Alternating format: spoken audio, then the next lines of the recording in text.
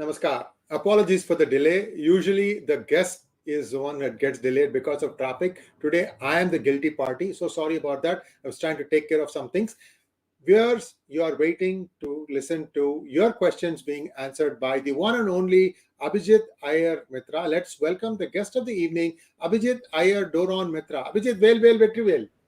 Vetri Vel, and thanks for having me on. I hope your baptism went well and you accepted Christ in your heart and your soul as your personal savior. So it's a good thing, of course. Vetri Vel, Veeravel is all I know, boss. Sure. That's what you claim. Well, that's what I claim because that's what I am and that's who I am. Let's take a quick look at what is happening in this coordinated attacks on Indian consulate buildings across the world. Yesterday, I happened to watch some videos of things emerging in the San Francisco consulate. For the viewers, I just want to set it out. This is just a residential building that has been taken over to make into a consulate. Very, very modest. There are no sentries, no police protection, nothing. There's just a door. You go inside. There are a few people. Most of the visa processing is done outside by a third-party company. So really, people come to the consulate only if you have emergency. So there is very, very sparse security there. And these guys have jumped in and they've broken down the entire front glass panels. They wanted to actually hurt some of the employees. If you look at them, they wanted to spear them. That's how it looked like. Abhijit, what is the reason for this anger? Look, a lot of it is just contrived anger, right? This whole thing has been coordinated to some extent. They picked up some taxi driver off the streets of Dubai because he was the only one who was willing to be made a bakra out of. Okay. Reasonably good looking, modeling ambitions and all of that. Driving around in a Mercedes provided by a drug dealer. What do you expect? What do you think he's doing? Have you seen the latest news report that Mercedes E-Class SUV was provided to him by a drug dealer? So what do you think is happening out here? Basically, this is a guy that they wanted to front for protests. He is also stupid enough to say yes. You remember the previous founder of Waris Punjab, they was even stupider than this guy, that fellow Deep Sandhu. The problem was Deep Sandhu used to open his mouth often enough and he got exposed to be stupid. अब इसमें क्या हुआ है कि this fellow is basically, he's gone into hiding because he realizes he also got carried away. He thought he could get away after he stormed the police station. He thought he could get away with it. But tell me, how is this clown, who is not known by anybody abroad, suddenly so popular that everybody in San Francisco to UK to Melbourne wants to protest about it? So they're clearly doing all this kind of nonsense because this is coordinated. There is no other explanation to it. Question for you. This is my understanding of the international law. The building where a consulate is housed, is that not the property of India? It is sovereign Indian territory. If you enter there, it is Indian territory. If from there you get into a car belonging to the Indian embassy, it is Indian territory. Okay. If you are put into a package saying diplomatic package and put onto a plane in full view of airport security, it is still, it is considered a diplomatic satchel. I don't know why they didn't do it with Assange. Probably because they didn't have, probably because the pavement wasn't diplomatic property. Well, what I'm thinking, Abhijit, is many of these people who come and do protests, they are essentially being paid. Let us assume that that's what is happening. In fact, the slogans they were shouting are very reminiscent of what you've heard before. Leke rahenge Khalistan. Basically. But let's see. He's been nipped in the bud early enough. I think it serves as a warning to whoever his replacement as head of Waris Punjab they are going to be. But there is no limit of stupid people. They will find another stupid person to take it over, and by this time at least the government is intelligent enough to arrest whoever becomes the next head of Waris Punjab Day almost immediately. I think by waiting this long after he flashed his guns and stormed that police station, they've seen who are all the funders, this, that, who was he communicating with, etc., etc.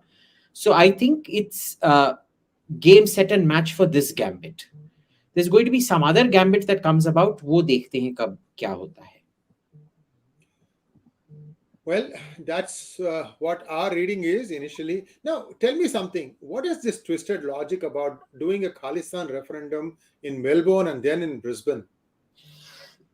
It's a tamasha to raise awareness. It means nothing. It's just you have these referendums, it gets covered, and it's working because they cover it in papers. It's to raise public awareness. Well, very interesting things. I'm sure there will be copycat events like this also, genuine and some non-genuine. Thank you so much, Abhijit, for that update. And now let's take some questions for the Abhijit. Om Patel wants to know, on the SSS podcast, is it Shyam Sharma? Yeah. SSS? You mentioned that the current situation in Arunachal gives a lot of 1962 vibes. Can you please elaborate? Right. So in Galwan, we stood firm and took a position, right? In Arunachal, they're waffling behind imagery, or rather the lack of imagery and the fact that there is heavy forest cover out there. Okay. So we don't know how far the Chinese have penetrated. Now, if you remember about 2-3 years back in the print, I had published this thing with a clear imagery showing that the Chinese had come into a forest because they deforested that forest area. Right? But nothing more beyond that. They seem to be, they're very good in Ladakh, but in Arunachal, it seems to be quite the reverse. They're going on coming in and we aren't acknowledging. And this is what happened, remember, in 1962? Second, they're building up their military infrastructure massively out there, which worries me. It also doesn't worry me because remember, India in 2023 is not the India of 1962. But there is a certain repeat happening. The very fact that 2-3 of the Politburo members are in fact border specialists and with specific reference to the India border and things like that, all of these things worry me. Hey, Abhijit, let me ask you a question. In 1962, the PLA, People's Liberation Army, did not have any air force at all. India did have some planes. Why the heck did they not go and bomb them? Yeah, because Nehru didn't want escalation. That was his decision. We had local air superiority, we didn't. Because he didn't want escalation. Even so, here's the thing. Why did Galwan happen? Why were those Jawans on patrol out there when that situation happened? Because the Air Force had its drones sitting in Patiala or wherever, and they just wouldn't release them for the armies used to reconnoiter, especially night reconnaissance, to see if the withdrawal was happening as planned. If the location was more bureaucratic, army bureaucratic red tape? It's basically inter-service rivalry and refusal to help each other out. I heard something like this when the world peace thing that happened, I think in 2013, by Art of Living on the banks of Yamuna. There were all these things that was being done. One guy didn't want to do, and all sorts of mess happened. Anyway, 2015, I think. Anyway, these things are very deplorable. I mean, country is one. It doesn't matter. Turf wars are stupid at this point of time. Om Patel wants to know, what are your thoughts on the Shamima Begum decision?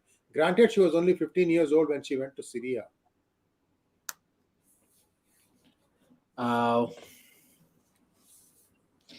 Look, she can be stripped of citizenship. It's that simple. She has no right to get her citizenship back. The law was made to strip you of citizenship. You've been stripped of citizenship. That's it. End of story. Now, why are you trying to attach an age when the act is such a significant one? Why would a 15-year-old kid want to go to Syria? Have you thought about that? If you're politically aware enough to want to go fight a jihad, then you're politically aware enough to know the consequences of what happens when you go fight that jihad. End of story. Next question, please. Aditya B wants to know, does every color revolution have a common framework? What is it? There is no common framework. It's variations on a theme. It's Look, revolutions. There is no set pattern. You never know what sparks it, what ignites it, what catches, what fails, etc., etc. There is no one template. But I would highly recommend you read Max Abrams' book on this. You know, the handbook for revolutionaries or militants, whatever it is. It's a fantastic book. I highly recommend you read it. Next question, please. So that is Aditya more. again. Let's see.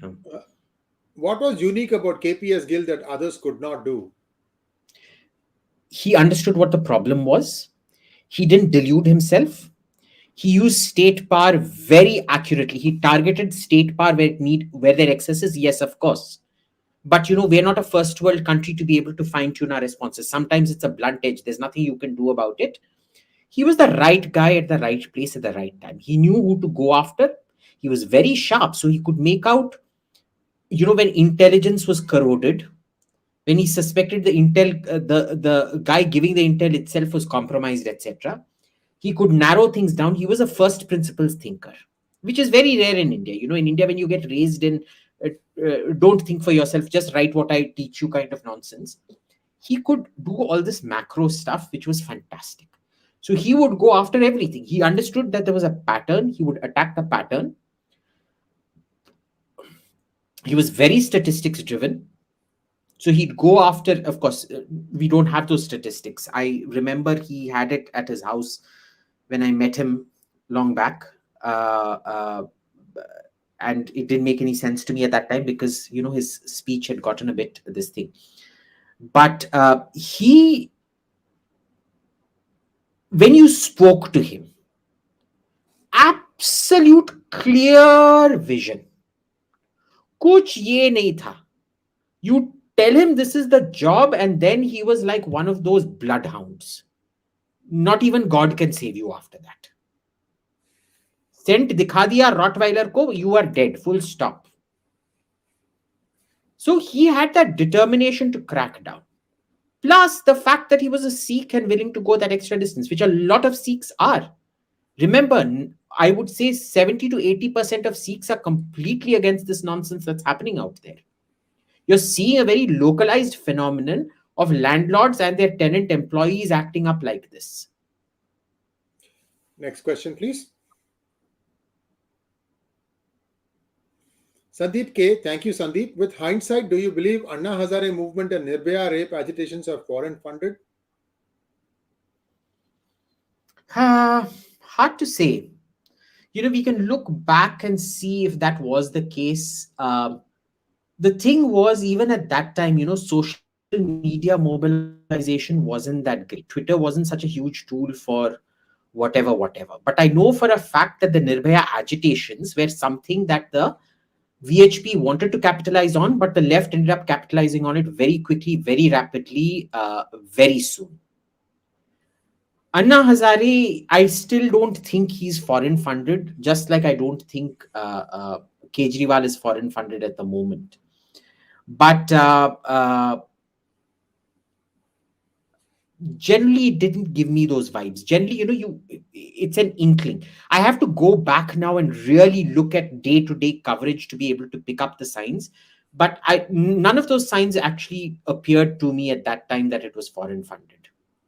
It could have been. I'm not denying that. It's just that I didn't pick up on it. And Nirbhaya rape no, we still don't have fourth wave feminism out here. And certainly not to make Hillary president. There's no connection between the two. Next question, please. Ashish Sharma wants to know, who do you think was the best minister in the UPA government and why?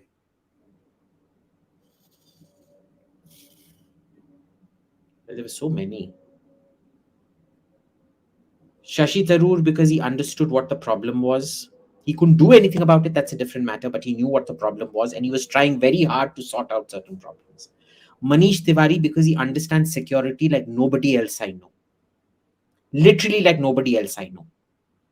It's a pity he never talks about national security, but his understanding of it is crystal clear and he's a total hawk. Practical hawk. Practical hawk. Uh, Kapil Sibal, who I interacted with on the nuclear issue, was outstanding on nuclear issues. He knew his brief, boss. He understood the entire nuclear cycle, which is why he was deployed for negotiating with the opposition during the this thing deal. But in terms of actual this thing, everybody was hobbled by coalition dharma and all that crap, right? So I don't know about execution, but these guys were like absolutely fabulous at what their particular expertise was.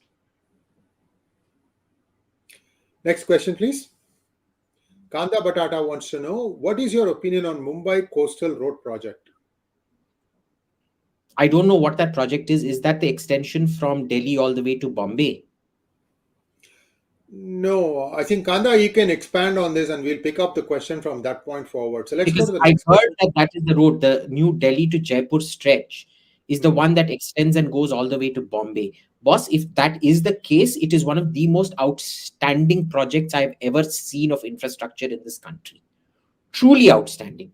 I don't know if it is Indian idiot proof, because what we found when we were driving to Jaipur was there were trucks. There are clearly marked truck and bus lanes. Extreme left is truck, next is bus, next is slow car, next is overtaking. There were trucks going on the bloody overtaking in the car lane and going at 50 kilometers per hour when the speed limit there is 100, 110, something like that. Okay. Okay, I don't know about this coastal highway project. Sorry.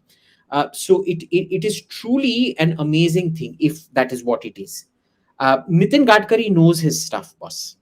He really knows his stuff, and he's done an outstanding job of whatever it is. Next question, please.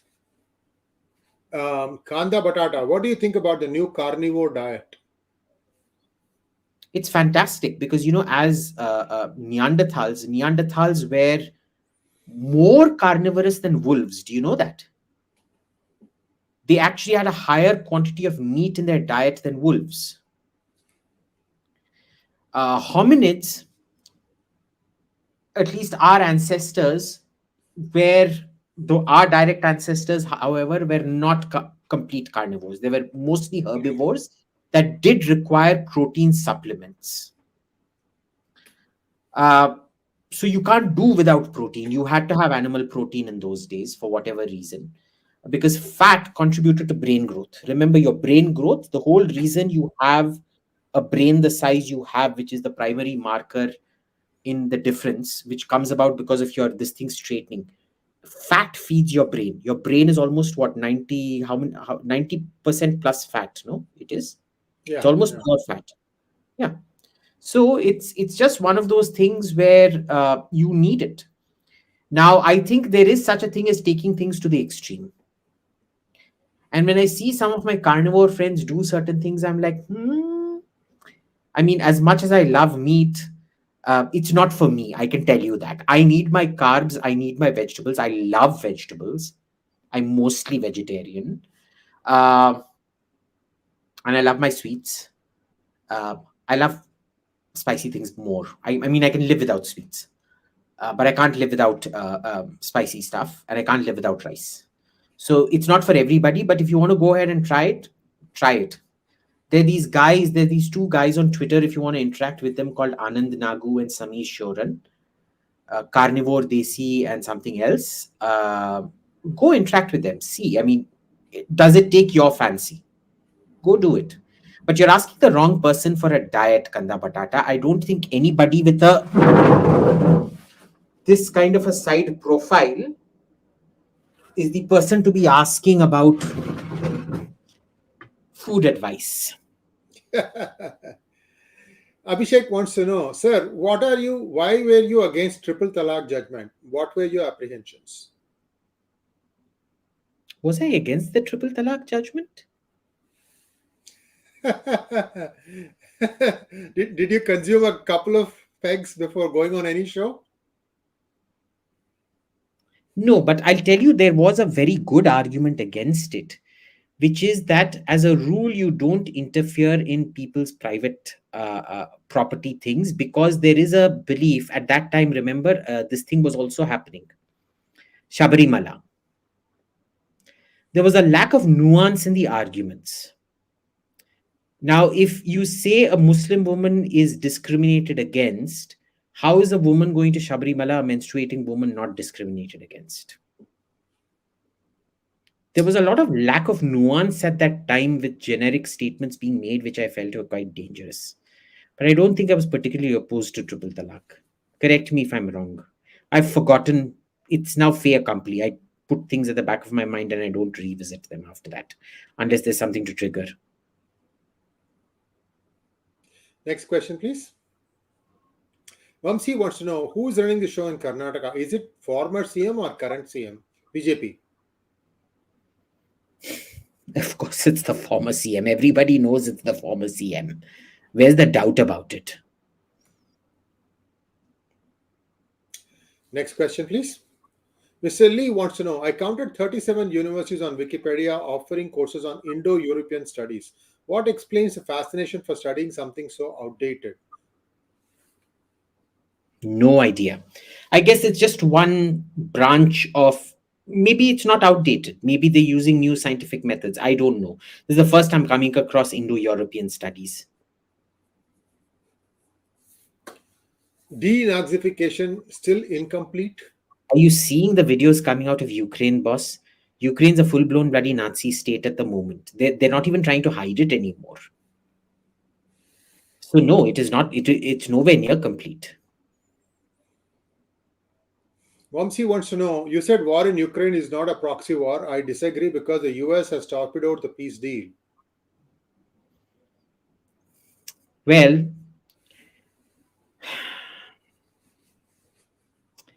look, they're basically going to fight to the last Ukrainian. Is that a proxy war?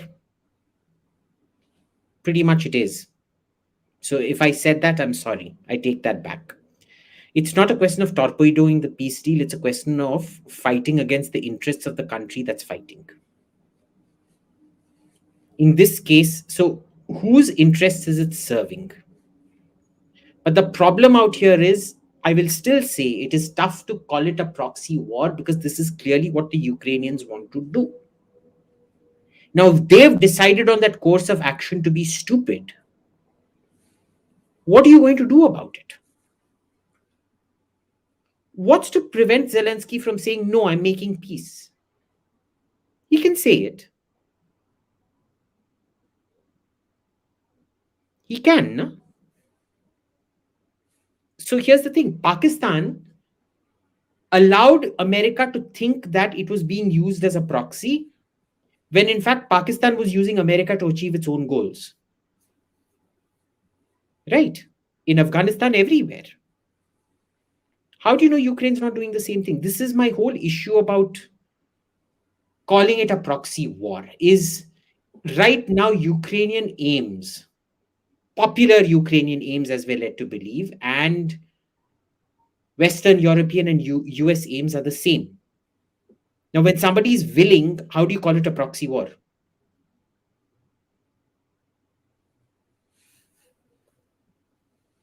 One clarification question from me, Abhijit.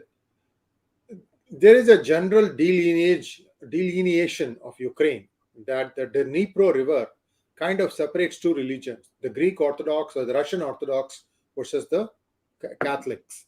That's not entirely accurate. It's more about Russians and Ukrainians, ethnic Russians and ethnic Ukrainians. That's who it separates. There are church divisions on the west bank of the Dnipro as well. There are Roman Catholics. There's the Orthodox Church of Ukraine. There is the Church of Ukraine. There are three different Orthodox branches out there, plus the Roman Catholics and things like that. Because remember, the West, like Ivano-Frankivsk and things like that, are Catholic. Right? What we call Lviv today was a Polish city of Lvov. It was almost 90% Polish. People don't realize that, but Western Ukraine is annexed East Poland, almost overwhelmingly Polish at one point of time. The way they compensated Poland was to give it the whole of Eastern Germany. Prussia and all those places, parts of Pomerania as well. And that was that. Anyway, I don't know enough about that. That's why I asked you that question. Let's go to the next question, I've done a please. video with Kushal on this, so go check it out. Okay. GCKP wants to know, Abhijit, with your cooking channel, will your cooking channel have only veg dishes or non-veg dishes also, as you will go vegetarian by the time your new house is ready?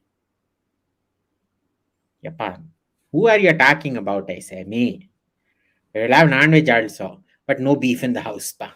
I cannot have beef in the house. Tapi tavari, I cannot have beef in the house. Once that new house is ready, beef, I have to kiss it goodbye for good. So I can't you touch. eat beef now, right? You do eat beef now, right? I do eat beef, but after Kamakshi moves into that house, cannot have beef in it. Period. If it has beef in it, Kamakshi can't come into that house. So that is the way it works. So it can't. No beef allowed in there. And who is Kamakshi? Kamakshi is a family deity. Okay, goddess. Okay, understood. I appreciate your sentiment. Let's go to the next question, please. Hardik Thakkar wants to know why UK, Canada, and Australia are allowing Khalistanis to protest referendum. Are consulate officers too weak to convince them? Look, if I have a referendum here to separate Western Australia from Australia, do you think the Indian government's going to stop me? No. Yeah. They're allowed to have a referendum because it's non-binding. It's like running a Twitter poll. Except instead of Twitter, you're doing it in real life. Who can stop you? Again, allowing people to protest is their fundamental right. What is not okay is allowing them to vandalize and attack temples and diplomatic properties. So your question itself is wrong. The question is, why are these attacks being tolerated and why aren't the people behind it being punished harshly? And mind you, our embassy in London was attacked during the Article 370 protests as well, and the police did diddly squat. Okay, now, there is nothing we can do to convince them, because in India, you can just ban a protest like that. There, the rule of law is very strong. You just can't ban protests like that. They'll say, why, if somebody can hold a poll on Twitter, why can't they hold it on the streets of Melbourne? So their legal protections are very strong, boss. Civil legal protections are very, very strong. Mr. Lee wants to know, Desh Kapoor's hangout on PGurus was amazing. One gets the sense that USA was invested in India's partition even prior to 1947. Sri has an opposing view. Could you guys thrash it out? Okay, I don't know how much you know about the book, The Shadow of the Great Game, Narinder Singh Sarila. Have you read it? No. He was the last aide-de-camp to Mountbatten, perhaps the only Indian-born aide-de-camp to Lord Mountbatten. Though I do know Mr. Sarila and his grandson quite well, or his son, I forget what. He's a film actor. Lovely people, but I have not read his biography. It's been on my reading list for the longest time, but I haven't read it. But I think this is between you and Desh Kapoor, Shri, nothing to do with me. No. Desh Kapoor and I, we don't have any disagreements. We were talking about something. I never have disagreements with my guests. All I said was that according to that book, there was a slightly different view, that India's immature politicians did not understand the offer of help from USA because US was trying to keep India united. So when Pakistan was formed, US decided to go that way because India wouldn't listen to US. This is a slightly different way to looking at things. That's all. So knowing the grandson, his name is Samar, son or grandson, I forget what. That would generally, I would agree with your point of view on that, because that's what the son or grandson also believes, right? I haven't read the book yet. It's very hard to lay your hands on, apparently, but No. You can get it on Kindle, my friend. I have a Kindle version on my book. Just go and look it up. Okay, just send me the link. Available. Yeah, I'll do that. I'll send you the link. Do read it, because every page is a revelation there. How the Pakhtun area, how those elections were rigged so that they would vote not to be with India but to go with Pakistan. That's another big turning point in the history of partition. So anyway, a lot happened. Next question, please. Debanjan Banerjee wants to know why US is not helping Pakistan as much as it did help Ukraine, although Pakistan has suffered more to floods than Ukraine to Russia. Is it result of Islamophobia? Thank you, Debanjan. Because Pakistan has lost its utility. What is the utility of Pakistan anymore? Ukraine has a utility against Russia. It's that simple. It's nothing to do with Islamophobia. It has to do with utility. I will always help my driver more than I will the neighbor's driver. No, the neighbor's driver is not my problem. My driver is my problem. That's simple. Next. Next question, please. Hardik Thanki wants to know, Abhijit, Iran, Saudi Arabia patch up and President Assad on state visit in UAE. What is happening in Middle East? Look, it's going to be a very... they've not resolved their fundamental differences. It's like Qatar. You remember they broke off ties with Qatar, all the Gulf states, and then they hugged and kissed and made up. Basically, the Saudis were feeling more pressure. The Saudis and the Emiratis were feeling more pressure to follow the price caps and things like that set by them on Russian oil. And they wanted to show, boss, you're not our only bet. We have other bets all over the place. But the reconciliation with Assad has been a long time in the making, mostly because of their opposition. Erdogan pissed off the Arabs. So a lot of that has to do in opposition with Turkey. And if anybody has followed intra-Arab politics, I really recommend you read the Arab Cold War. Read stuff about the Arab Cold War that happened during the time of Nasser. Allies used to change like this, that. If you look at the Lebanese civil war, आज मेरे साथ, कल मेरे दुश्मन के साथ, परसों मेरे साथ, फिर तरसों दुश्मन के साथ. It changes very, very rapidly out there. But that does not guarantee permanence. There are still too many things that aren't sorted out. They're just basically trying to screw over America by saying you're not indispensable. That's it. Abhishek wants to know, sir, why USA has not been able to solve its border drug problem? Why Mexico hasn't been successful in fight against drug mafia in its territory? Well, because Mexico doesn't want to push things too much. We have a drug mafia in India. Do you ever see us taking it on? How do you think the drug problem in Sikkim? Sikkim's drug problem is as bad, if not worse, than Punjab's. Nobody talks about it. We don't take it on. Why? Because we don't want to upset. You don't upset all the people at the same time. And in this case, they're very powerful. They have their fingers all over the place. And America has not been able to solve its drug problem because, well, it decriminalized consumption. They look at consumers as victims. It's only the supply of drugs that's a problem. Look, consumers are victims to a thing, but it's not like you're being caught and injected, no? Do they crack down on it? Hunter Biden is such a druggie, boss. You can see him on videos snorting cocaine and stuff. Kuch hua hai uska? Nahin. But you want to penalize a poor farmer growing cocoa to supply Hunter Biden. Ye kahan ki baat hai? And who is the drug supplier? He's just the intermediary. Where there is demand and there is supply, you tell me, how will you solve the problem? Prohibition ke time, Al Capone and people like that, they were feeding a market. It's supply and demand logistics. Governments can't get rid of supply-demand imbalances, boss. You have to legalize. There are lots of... You don't have to legalize it, but there are other things that you can do. You crack down on supply, or you crack down on demand. They're trying supply, but they're not doing demand. Now, you know that supply-side economics, demand-side economics, you have to work both.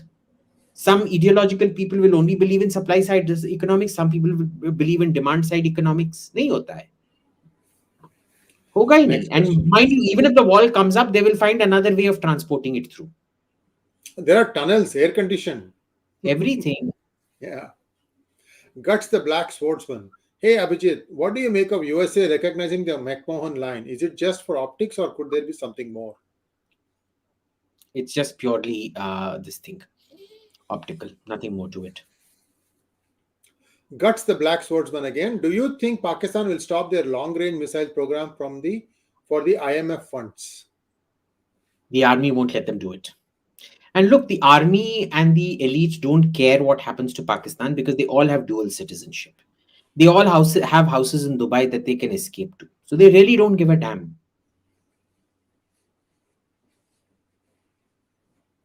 Ishan Sharma wants to know, Abhijit, do you think USA, Canada working leaders have become silent on the current scenario in Punjab? Do you give any credit to AAP for the Punjab crackdown apart from government of India? Or is SAD also involved in this crap? I had to ask all it together because everything is on the same topic. They'll keep quiet now. They'll start opening their mouths later. If we don't, they have to. Because the Sikhs are a very, very important vote base out there, right? And especially the Khalistani control of those Sikhs. Most of those Sikhs don't want to support it. I know a lot of people who actually don't want to support it, who have no option. Do you remember in the primaries when Justin Trudeau won, there were Khalistanis going beating up moderate Sikhs and throwing them out of the building. And the police refused to intervene and they won. All the extremists took a complete capture of the what is it, Labour or Labour Party? No, we'll call it Labour. NDP. Yeah, New Democratic Party or something like that. So they executed a complete capture. Now the AAP is entirely thanks to the AAP that the crackdown has happened. Okay. Did they coordinate with the government of India? Yes, I think they've reached a deal with the government of India where they went and told the government of India, bhai, dekho, hamara voter base is Khalistanis, your voter base is Hindu. You make yourself more popular amongst the Hindus, we'll make ourselves more popular amongst these guys. We will try to arrest, we are going to lose some votes in trying to arrest him, but we'll drive him away and then you take over and you look like the heroes. You can take the credit. Otherwise, why would Arvind Kejriwal and Raghav Chadha, who want to talk to the press about everything, refusing to tweet anything or say anything or talk about anything right now? They'll claim it's because I think the internet shutdown has more to do with the fact that they don't want Raghav Chadha or Bhagwant Mann to tweet or say anything than anything else. What, according to you, is happening right now? Where is he? Runaway, hiding. They couldn't find Deep Sidhu either, could they? Yeah. And that's a porous border. Who knows? It's not a porous border. It's a porous, not with Pakistan. It's porous with the rest of India. Yeah. People have talked about tunnels also there. If it is really an ISI agent, they can probably extricate him. Whatever. Black Mountain side, $10. Thank you so much, Black Mountain. Hey, Abhijit, your opinion on Land Cruiser and LC variants versus JLR Defender versus German SUVs versus GMC Ford SUVs. What's the basic difference in engineering philosophies between these makers?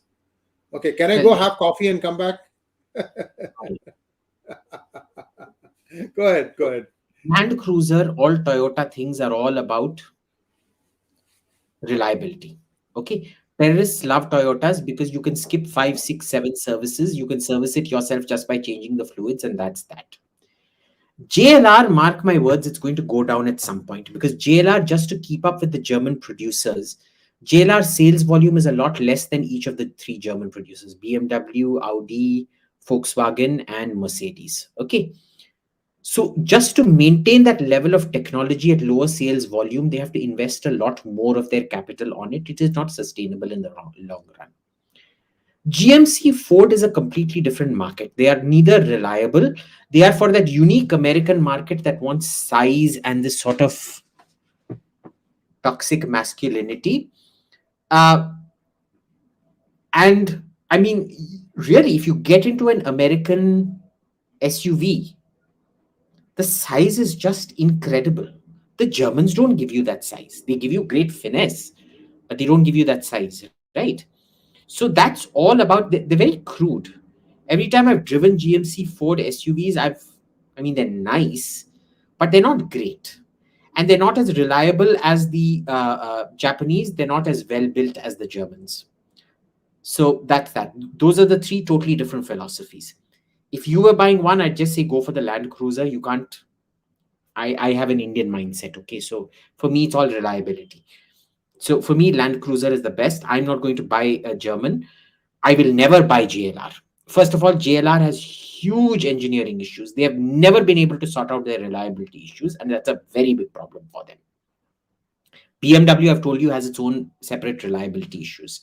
All the German ones, because they put too much tech into it, it's just too much tech. And the Germans keep making this mistake over and over. Historically, you look at it, they keep making this mistake. Okay. GMC Ford, I think, is kind of found the median for the American market. But it's a very localized to American market thing. Whereas JLR German, this thing, they all fit into a luxury category, though JLR is probably much more unreliable than any of the German ones, except maybe BMW. And Land Cruiser is, I mean, let's face it, you go look at the interior of a Land Cruiser, it's nothing great. Outside, it looks good. Is it as spacious? I mean, you look at the kind of armrests and plush seats you get on GMC Ford, at least the top end SUVs. You're not going to get it in a Toyota Land Cruiser. But it is never going to stop in the middle of the road, basically. Next. Akhil Muttanad. In the area of AI skills, the skills that cost talented people 10,000 hours to acquire is now with AI. Is it really with AI? And probabilities predicted in seconds. Impact of this for think tank fellows' careers. Zero impact. Think tank is not about predicting probabilities. Think tanks is about predicting the improbabilities. Okay. And going, if chat GPT is anything to go by, AI is dictated by Vox Populi, Vox AI. Whatever most people think is what AI thinks. It's becoming an echo chamber. Chat GPT has never impressed me. If you're impressed by it, congratulations to you, but I can tell you honestly, it doesn't threaten me. Next question, please. Maliban Bhattacharya wants to know who really won the War of 1812. How will you rate Lincoln with other POTUS? Which war of 1812? There was the American-Spanish War of 1812, and then there was the Napoleon's invasion of Russia in 1812. So which one? I really don't know. I didn't follow the Spanish-American War that well, though they say America won. But anyway, go back to the previous question, please. Yeah. And how do I rate Lincoln? I don't rate POTUSes. I generally, as a rule, don't rate POTUSes. Except Lincoln was shades of gray, right? He was happy to retain slavery if it meant that the South would not secede.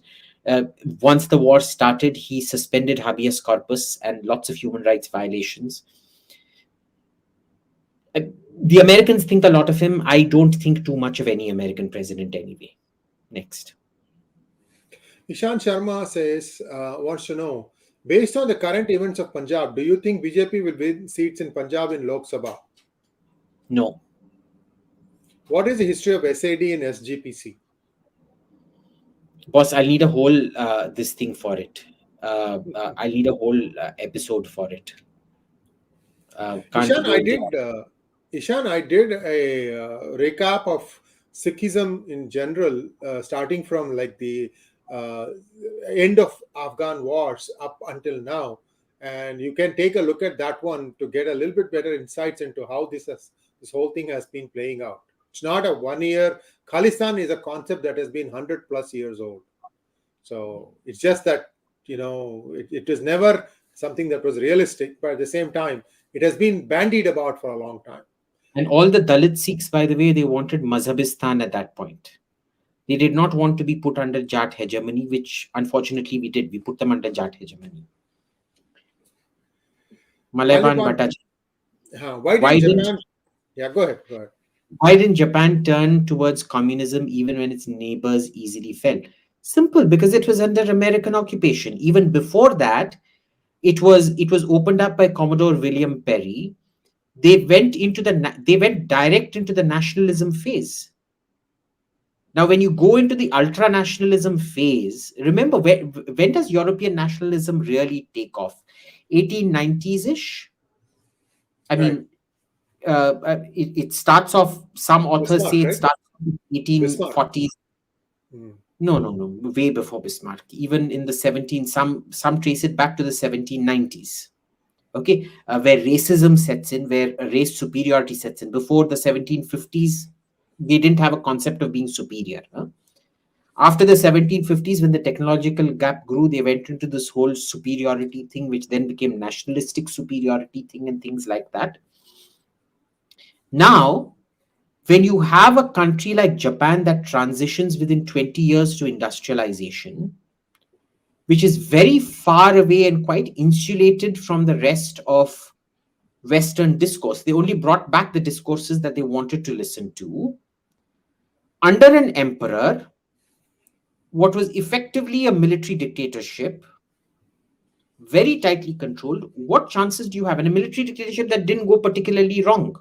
They made all the right choices. They were industrializing, they were becoming wealthier. There's the scope for it, which is why the communists in Japan never really became a force to contend with. And even after that, once they fell again under American occupation after 1945, especially with the ideological war with the USSR, there was no way in hell that they were going to do that.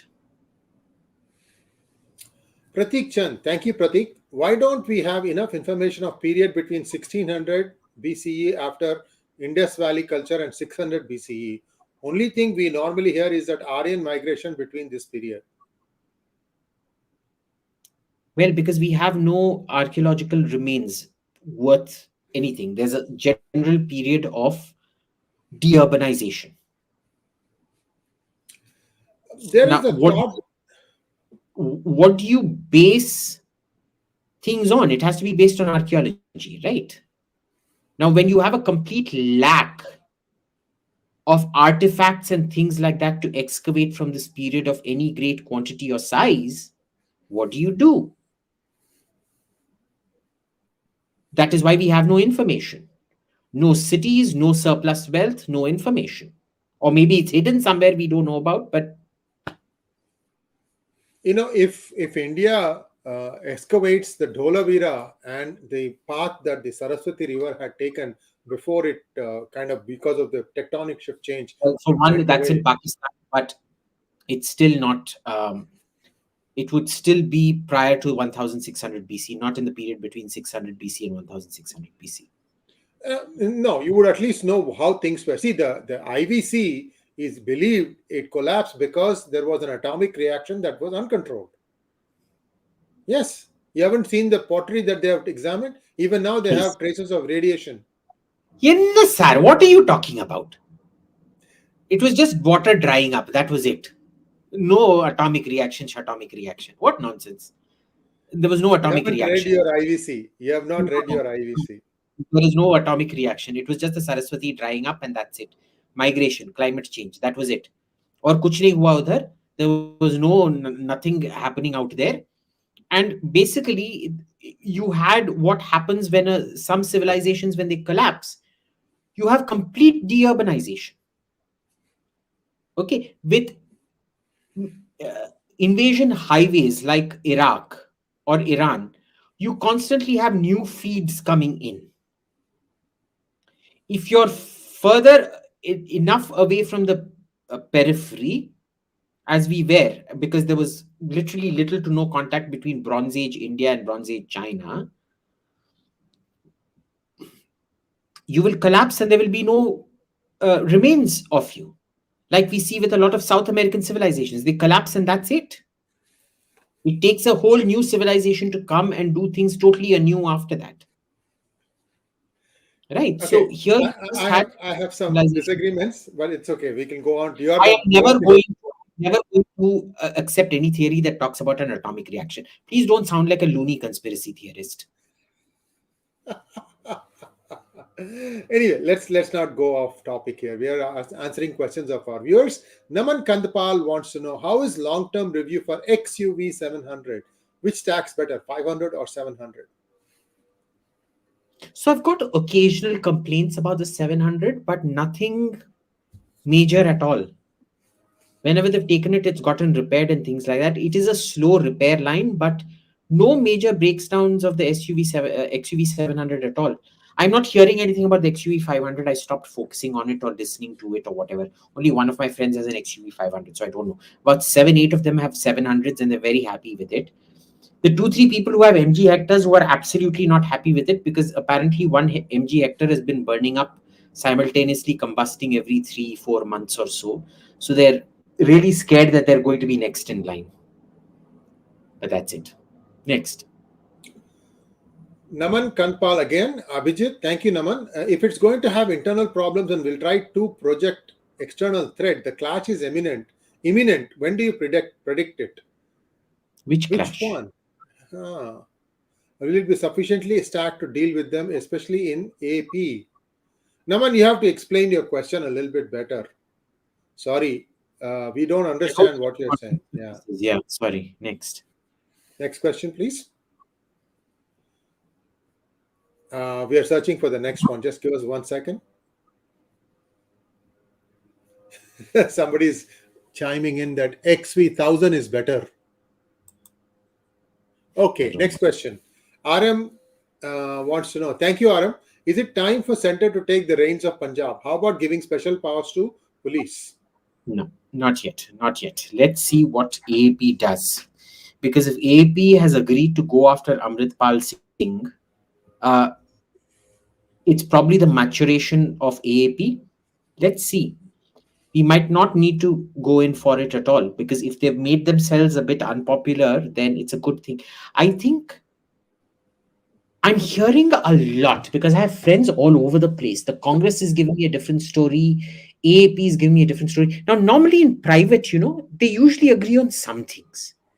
But here, my BJP walas are telling me something different. My Congress walas are telling me something different. I don't know anybody in the Shiromani Akali Dal, but the AAP walas are telling me something completely different. So I really don't know. I need some kind of reference. I think the upcoming elections in Punjab, the general elections in 2024, uh, the Punjab segment of that should tell us a lot. Let's see what happens.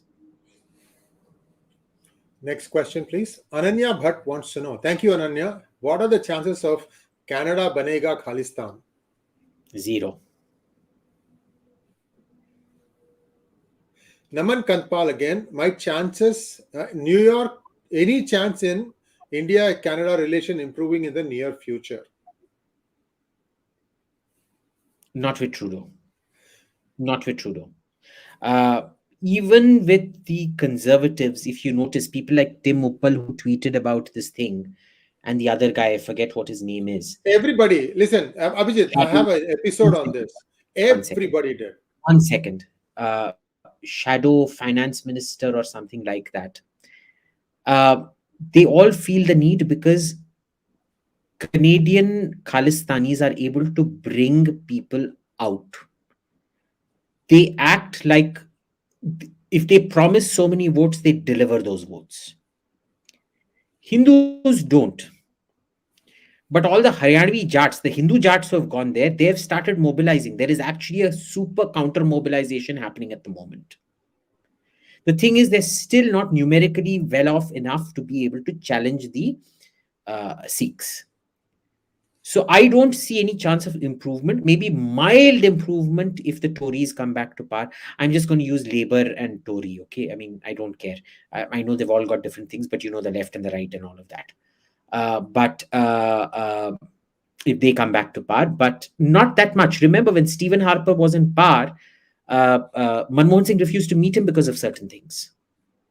And Stephen Harper was extremely pro-India.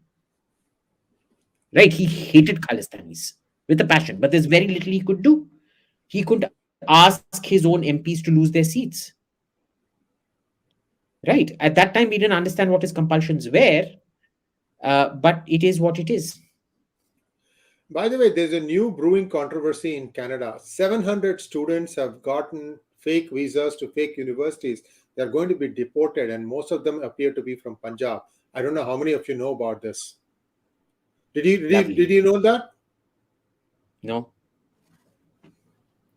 So there's another racket. If somebody actually set up a fake Canadian consulate with a fake Canadian visa and look But real enough for then get to Canada because the visa would have been checked on arrival.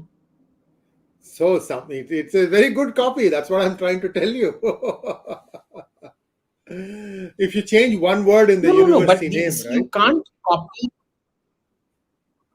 No. But see, the number, the visa system there is very specific. The university has to give a specialized code. I The know. visa is a Equivalent of specific number where they take your biometrics. Biometrics have to. So it couldn't have been done without the embassy being involved in it. Huh? so somewhere something has happened. Let's accept it. These kids Next, have Anish landed up Joshi. in Comparing them to Canada. Pakistan is Yeah. all drivers. Huh? Who comparing whom to Pakistan? Oh, you're talking What's about the context? Sorry, Anish. Amritpal Singh. Anish, don't get all bent out of shape. What he's saying is, But when I compare them to Pakistan, yeah. no, he's saying that ISI picked up a driver in Dubai and decided to make him the whatever waris something there. हाँ, I said stupid drivers. Are you stupid driver? No. Then why you? मैंने कुछ बोला तुम्हारे बारे में अनीश? तुमने assume किया कि तुम्हारे बारे में है? क्यों किया? मैं भी ड्राइवर है. मैं क्या अपने आप को कैटेगराइज करता है उस कैटेगरी में? नहीं ना. तो तुम क्या करता है? Next question, please. Arjun Chinoy. Thanks, Arjun. Question for Sri. What does the situation look like in terms of banks right now? How are the mid-sized companies faring? Those that are not startups. You should look at 3 or 4 episodes that we have put up so far, especially with Sridhar Chityala, that talks about the real problem that is afflicting the banks. There is a lot of money. It is what kind of money and how the banks manage their risk. That is the problem. So, next question, please. SV, thank you. Do you think de-dollarization will happen? US debt is around 32 trillion. Till when will they print money from thin air? Your question, Abhijit. I honestly don't know the answer to this. I'm telling you again, we are not seeing full push de-dollarization, but we're seeing the beginning of de-dollarization.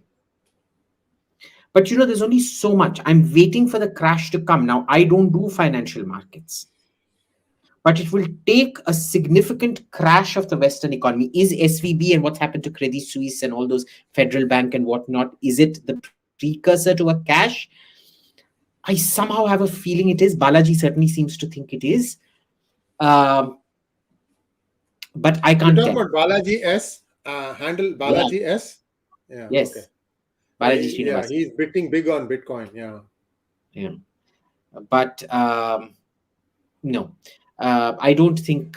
I'll wait for the crash. If a big crash happens, then yes, you'll see a push towards de-dollarization. But then you'll see a complete refocusing of the economy away from debt, because right now you can't have debt-pegged economies, boss. The value of an economy can't be its debt, especially unsustainable debt.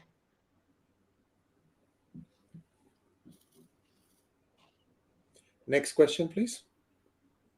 Everything Python. Thank you, everything. Thoughts on today's meeting between Xi and Putin? No thoughts. What my friends at the Kremlin tell me, it was meant to be a morale booster. There was nothing very specific discussed. Xi wanted to show his support for Putin without actually providing him with arms. The Chinese are not going to provide them with arms. They're very clear about this. Maybe small quantities here and there, but nothing more.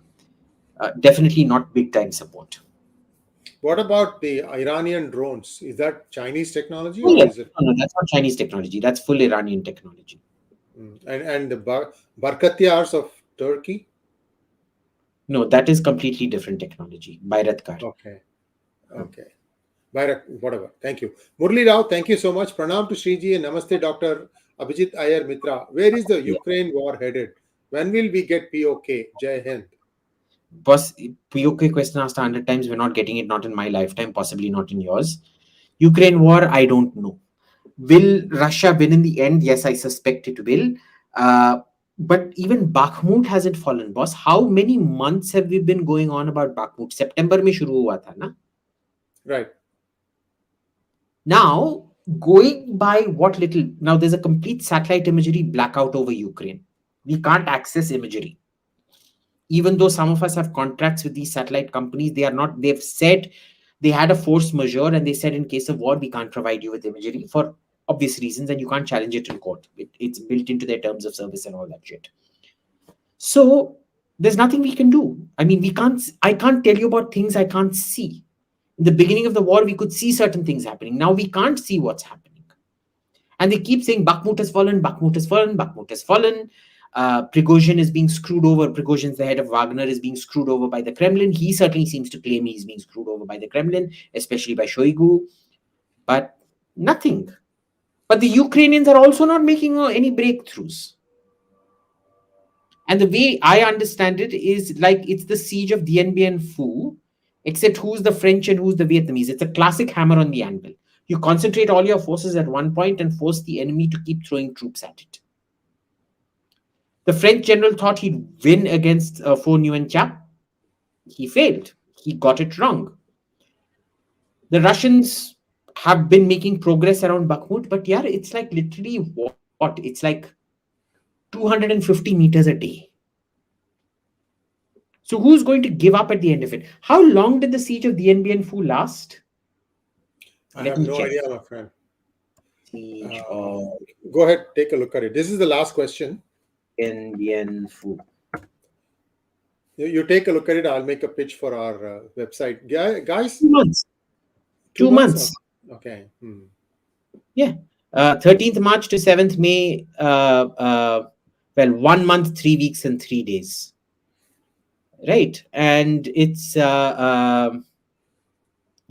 this started off Bakhmut. The situation started off when? In September, October, November, December, January, February. We're in March now, no? Yeah, right.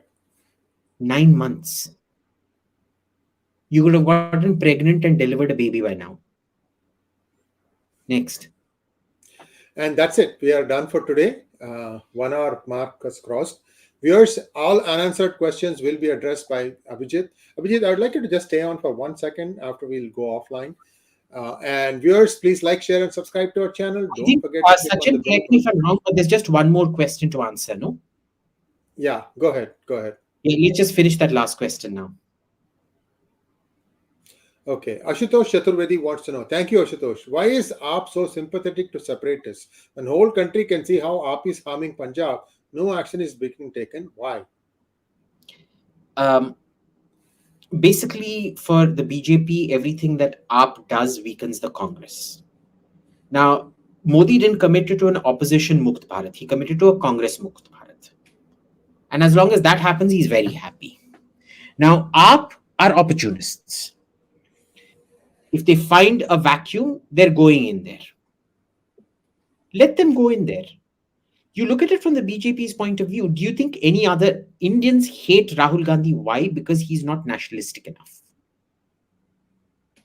Now, if AAP goes and sympathizes with Punjab, which is the only big prize, Delhi isn't a big prize. Your powers are very limited. Punjab is a big prize.